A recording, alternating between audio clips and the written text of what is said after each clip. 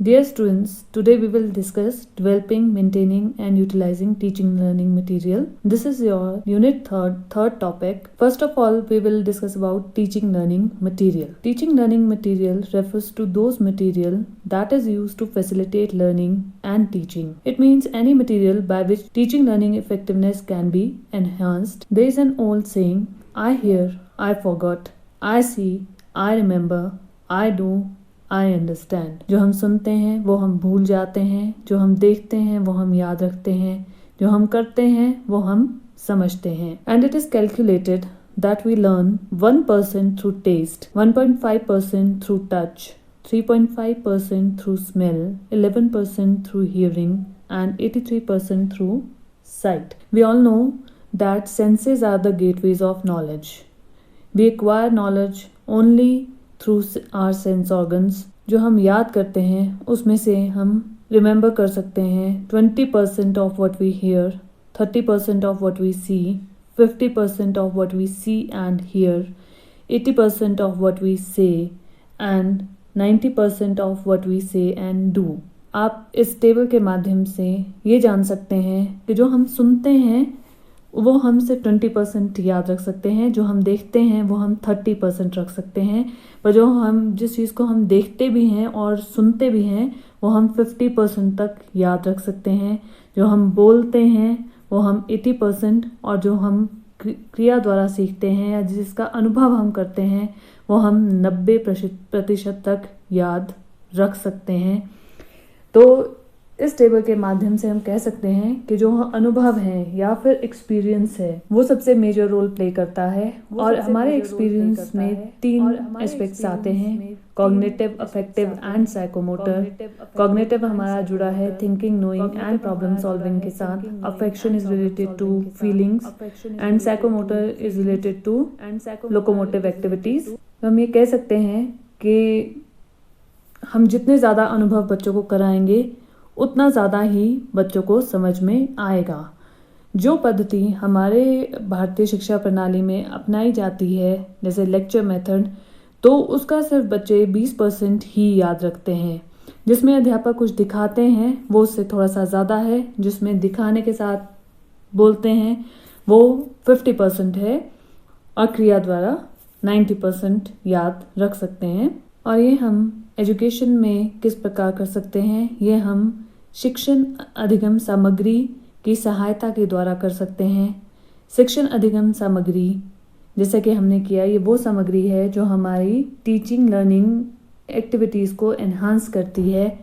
तो इसे 3 भागों में बांटा गया है, audio, visual and audio visual.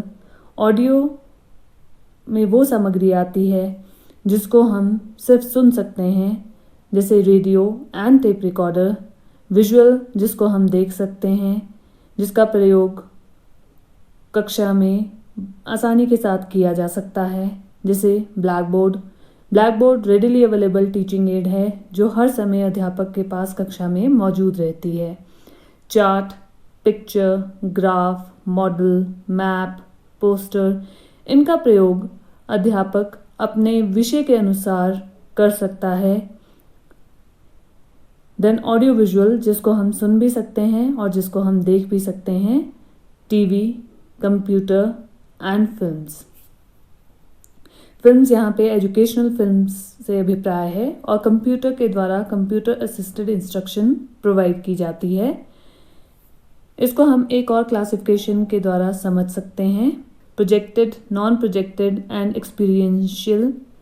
Projected वो होती हैं जिनमें इमेज को एनलार्ज किया जाता है, प्रोजेक्ट किया जाता है। जब हमने कोई इमेज बच्चों को दिखानी है, कोई पिक्चर हमने दिखानी है और वो बहुत छोटे साइज में है, इसको हम एक उदाहरण के द्वारा करवा सकते हैं। जैसे हमने बच्चों को स्टैम्प्स के बारे में बताना है।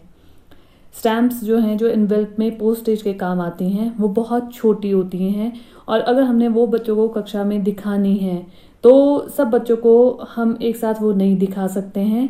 तो उसके लिए हम किसका प्रयोग कर सकते हैं, प्रोजेक्टर का प्रयोग कर सकते हैं। प्रोजेक्टर में overhead projector and LCD projector. Overhead projector में ट्रांसपेरेंसीज का यूज़ किया जाता है।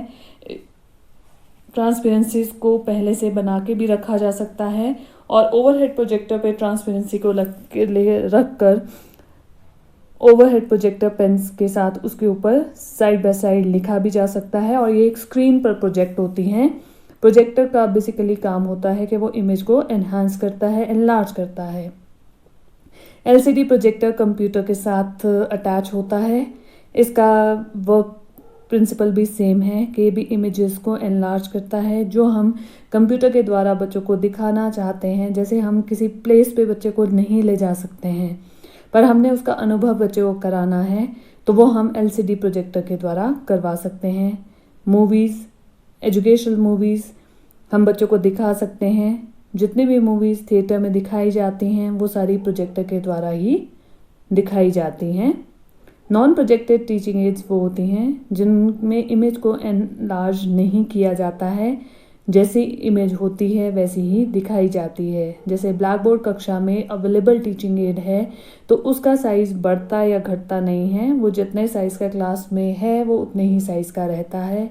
Chart, globe, model etcetera.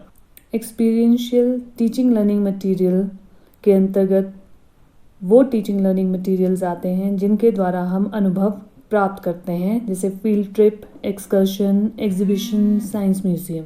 अब हम एक और माध्यम के द्वारा टीचिंग लर्निंग मटेरियल्स को समझ सकते हैं। यह है Edgar Dale cone of experience. Edgar Dale cone of experience Edgar Dale के द्वारा दिया गया है। इसको कंक्रीट से एब्स्ट्रैक्ट लर्निंग एक्सपीरियंसेस की तरफ दिखाया गया है, जिसमें सबसे ऊपर आप देख रहे हैं verbal symbols and visual symbols हैं। Verbal symbols and visual symbols जो हैं ये सिंबॉलिक एक्सपीरियंस गेन करवाते हैं और ये एब्स्ट्रैक्ट होते हैं। इनकी कोई ठोस इमेज या ऑब्जेक्ट हमारे पास नहीं होता है।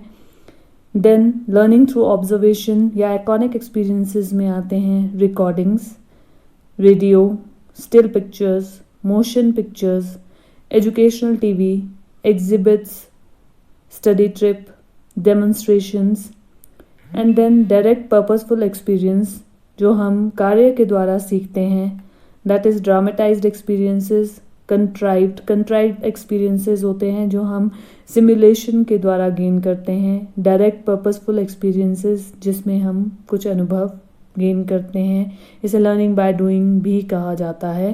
So students, today we have studied about teaching learning material and classification of teaching learning material. Thank you very much. Stay home, stay safe.